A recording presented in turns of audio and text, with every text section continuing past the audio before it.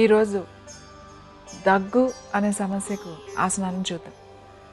చాలామందికి దగ్గు వస్తే చాలా తొందరగా తగ్గుతుంది. చాలామందికి ఎక్కువ మందికి చాలా రోజులు ఉండిపోతుంది. దగ్గుతూనే ఉంటారు రోజుల తరబడి.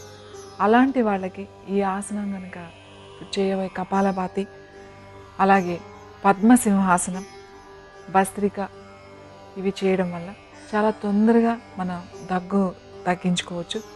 మరి ముందుగా కపాలభాతి ఎలా చేయాలో చూద్దాం.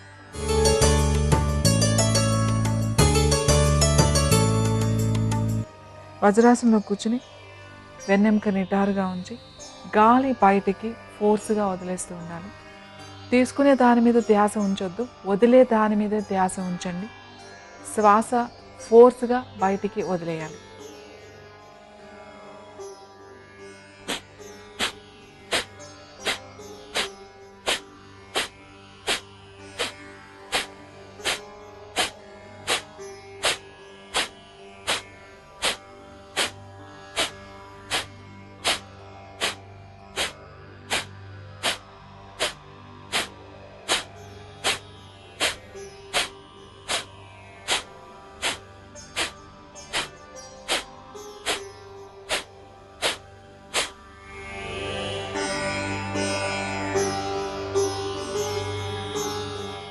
నెమ్మదిగా కళ్ళు తెరవండి. చూసారు కదండి కపాలభాతి. కపాలభాతి చేసేటప్పుడు ప్రతిసారి పొట్ట లోపలికి వెళ్ళాలి, గాలి బయటికి ఫోర్స్గా వదలాలి. ప్రొద్దున్న 120 సార్లు, సాయంకాలం 120 సార్లు కనుక చేస్తే చాలా తొందరగా దగ్గు తగ్గుతుంది. అలాగే దీనితో పాటుగా పద్మసింహాసనం చేయాలి. ఇప్పుడు పద్మసింహాసనం ఎలా చేయాలో చూద్దాం.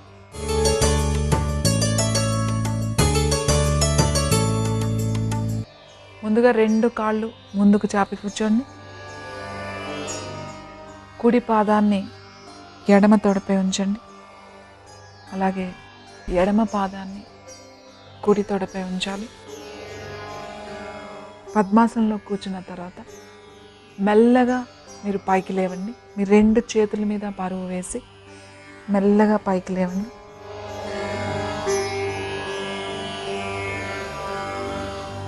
మీ 2 అరచేతులు వేళ్ళు మీ వైపుకి తిప్పి ఉండాలి. చేతులు 2 కలిపి ఉండాలి. నాలుక పూర్తిగా బయటికి పెట్టి ఉంచండి.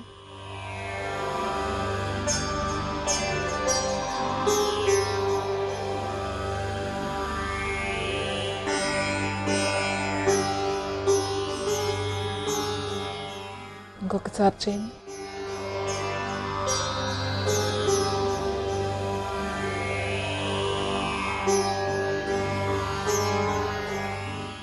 మెల్లగా మీ 2 చేతులు మీద వెయిట్ వేస్తూ మెల్లగా యథాస్థితికి రండి.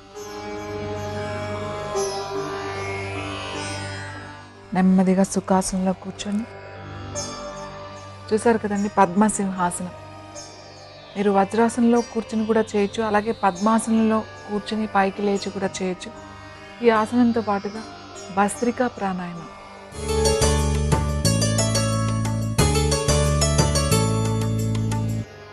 మీ ఎడమ చేయి చిన్ముద్రలో ఉంచండి.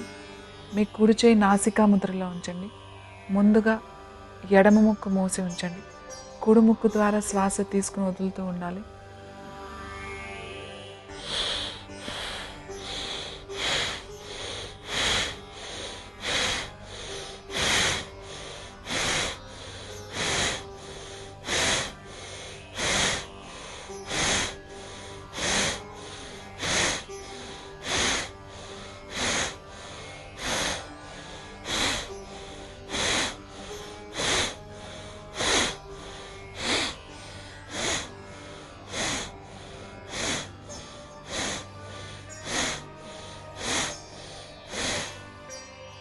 రిలాక్స్.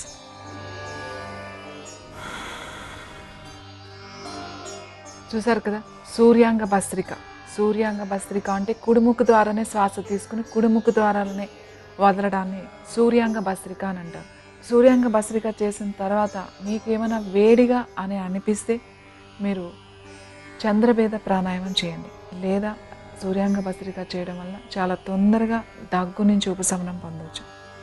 మరి మీరు ప్రతిరోజు ఈ ఆసనాన్ని ప్రాణాయామాన్ని సాధన చేస్తారని ఆశిస్తూ నమస్తే.